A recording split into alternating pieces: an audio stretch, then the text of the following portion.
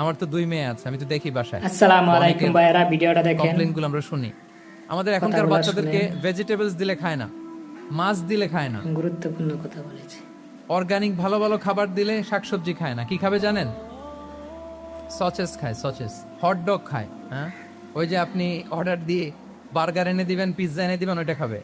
Instant noodles খাবে, soup খাবে, frozen যত মিল আছে এগুলো খাবে, টিনজাত খাবার যেগুলো দীর্ঘদিন সংরক্ষণ করে রাখা হয়।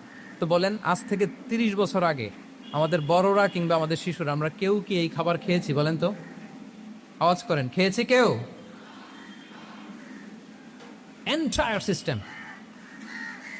কেন আমরা ইসলামিক লাইফস্টাইল নিয়ে কথা বলছি এখন? কারণ আমাদের পুরো সিস্টেমটাই, আমাদের পুরো ফিতরাতটাই ওরা চেঞ্জ করে দিয়েছে। তারপর ডিভাইস ছাড়া বাচ্চারা খেতে চায় না, কার্টুন দেখে দেখে খাওয়াতে হয় ওদের। কি বলেন?